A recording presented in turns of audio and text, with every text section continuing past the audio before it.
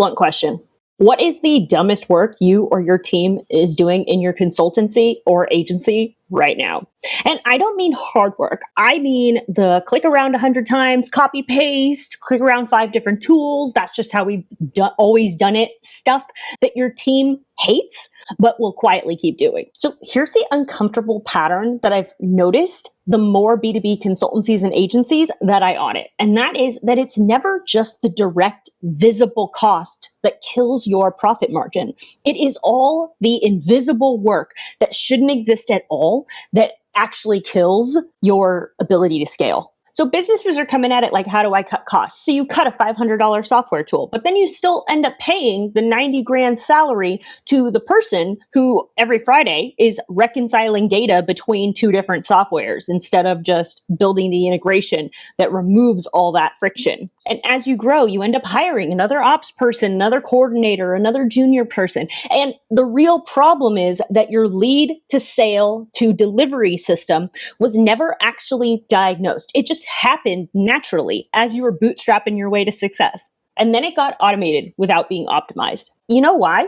Because you are focused on your actual job of getting more leads, closing more sales, or driving more revenue. And while you're in the middle of growing and scaling, you don't have time to take a step back and fully audit your ecosystem because bootstrapping is a necessary stage of every single business. But if you never go back and actually clean it up, then you hear the "that's how we've always done it" answer, default answer to everything. Automations used to quietly amplify bad logic, but AI these days is not only amplifying it 100 times faster, but also 100 times louder. I worked once with a consultancy where their invoicing process took 5 to 8 hours per person, a natural non-billable task in most consultancies and agencies. But that was an entire workday per each person on that team. Every month, just pushing numbers around from one platform to another, and then eventually on to accounting. No one wanted this task to take a whole day. It's just kind of how it happened as the company went along in years. But when we rebuilt the workflow, it went from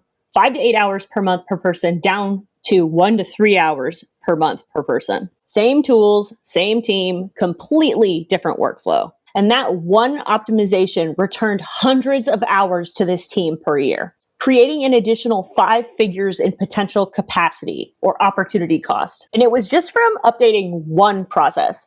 Let that sink in. I mean, most agencies have at least 10 to 20 of these hiding within their ecosystem, and you know these as your tech headaches. So if you're feeling maxed out, but you're not seeing the return on investment or the headspace that you want, how you do your work, then it's probably not because you need more leads or more people. It's because your business ecosystem was just slowly collecting extra work that just shouldn't exist. I am truly a human first, tech enabled system architect where I map an agency's lead to sale to delivery system. And along the way, I delete all the work that just shouldn't exist so that your best people have more time to think and do what they do best and less time doing robotic admin work that doesn't make you any money. So if you're listening to this and already picturing those 10 to 20 tasks that take way too much effort in your world, here's my ask. So comment or DM me. If I shadowed your team for a week, where do you suspect would be the most wasted effort hiding in plain sight? Because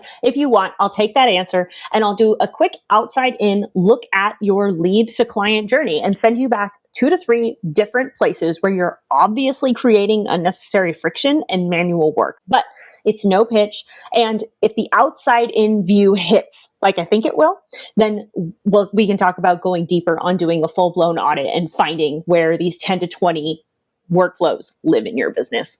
I'll see you there.